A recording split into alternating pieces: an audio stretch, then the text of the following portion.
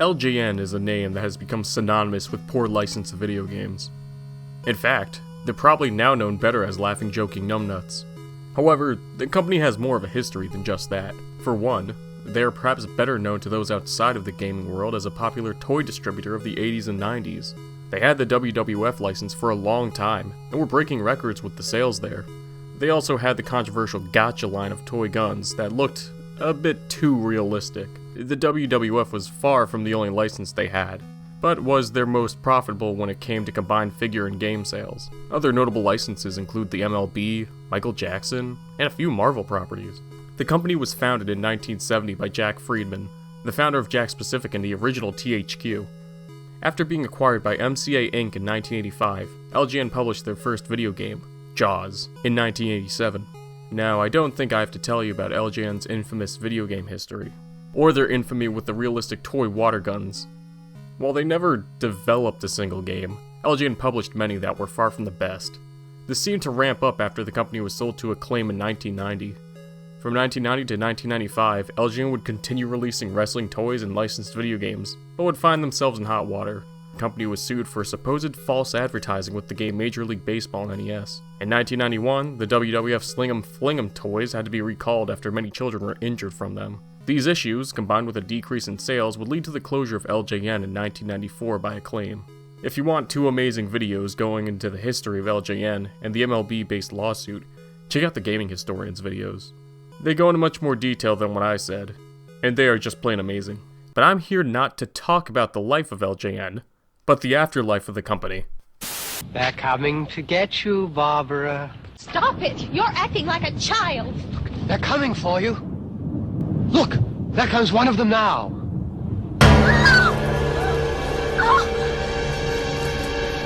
Usually if a company closes its doors, that's that. Assets are sold off, or absorbed by the parent company. People might talk about the company in past tense, but how often does a company return? Well, okay, I mentioned THQ before, and they did that with THQ Nordic, and there's probably other examples, but that was a company that made good games. Mostly. LJN was infamous for poor games and poor products. If they didn't have the WWF and other licenses, they likely wouldn't have made it as a company. Okay, I shouldn't be so negative. I like to avoid that. Wrestling toys weren't much to think of until LJN got their hands on them. They were innovators with those. Not every LJN game was awful. They do have a few diamonds in the rough. I personally liked the Major League Baseball game on NES, and I've heard good things about Spider-Man and Venom, Maximum Carnage on SNES. But yes, on multiple occasions the LJN branding has been revived, both official and unofficial. And to start, we look to the year 2000 on the Dreamcast. 5 years after LJN shut down. Spirit of Speed 1937 is a game developed originally in 1999 by Broadsword Interactive, exclusively for PC. It was the development team's first game, or at least the very first recorded one. I found sources stating that the company was founded in 1995, so they might have something before this. Anyways, this game came and went on PC, but a year later in 2000, Spirit of Speed would be ported exclusively to the Dreamcast. It would find itself released in June that year in PAL and North American territories. And would you look at that, it's the LJN logo. Despite Acclaim being the publisher, they choose to use the LJN branding for this release. The Japanese release had the normal Acclaim branding. It's not really known why this was done. My research came up with nothing and others couldn't find anything. But I do have a theory.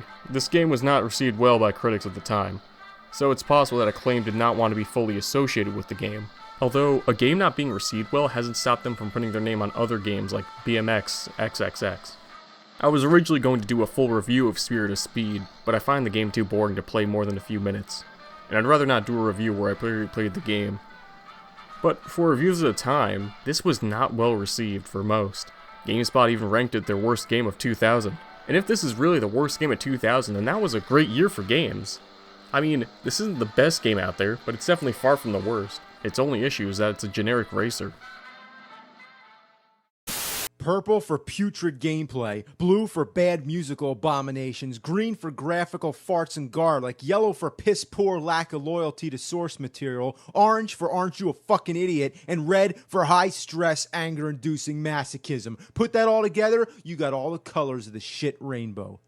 Now we have the man who popularized making fun of LJN, the man who inspired so many unfunny imitators, the angry video game nerd. You likely already know who he is. LJN is perhaps best known today because of the nerd's frequent reviews of their games. The first one he reviewed was The Karate Kid, based on the movie of the same name. Fun fact, that game was developed by Atlus. Yeah, the company that later made Persona and Trauma Center made this game. And it was far from good. Atlus also made a Friday the 13th game that was published by LJN. In fact, LJN managed to get quite a few future big developers for their NES games. Who Framed Roger Rabbit and WWF WrestleMania Challenge were made by Microsoft's Rare. You know, the Banjo-Kazooie and Sea of Thieves Rare. Oh wait, I'm supposed to be talking about LJN After Death. Going back to what I was saying before, the modern memory of LJN seems to have been completely modeled by the AVGN. There are articles online about how poor the company's games were. These are modern articles. And the Wikipedia article for LJN is commonly vandalized to say laughing joking numbnuts, a joke that the nerd made. This would all come to a head in Nerd's 200th episode, a clip show episode covering the LJN games he reviewed in the past, the stipulation being that the nerd has become the CEO of LJN. But little did he know, the brand hasn't been dormant for so long. So, remember how LJN was the main provider of WWF figures in the 90s? Well, wrestling figures are of course still sold today, but are much higher quality. There are many collectors out there now, including some actual wrestlers, but many do have nostalgia for those old figures of yesteryear. So what's the best way to capitalize? Simple, recreate them with new wrestlers. The WWE, formerly known as the WWF of course, has done this for years with their current toy manufacturers Mattel. This has been done with both current and retro superstars. But what if you took it one step further, and had the same company release the figures? Okay, these were actually made by Ringside Collectibles with a license deal for the LJN branding. But look! It's the Rainbow! In the year of our Lord 2019, 19 years after their last official game, and 24 years after shutting down, LJN had a new product. These had the appearance of All Elite wrestlers Matt and Nick Jackson, the Young Bucks, and this 2-pack wasn't the only figure to have the LJN branding. Later figures in the Wrestling Superstars line had the LJN branding. This set had other wrestlers like Kenny Omega, Chris Jericho, and Cody Rhodes. The LJN branding was used until 2021. And that is the afterlife of LJN. It's not often that a company releases products years after death or remains in the public eye in such a way. From a video game to quite a few figures, I must say it's impressive that LJN just did not want to stay dead. Also, they only stopped releasing a product with the branding last year. With all we know, the next LJN product is coming out soon, waiting to unleash its wrath.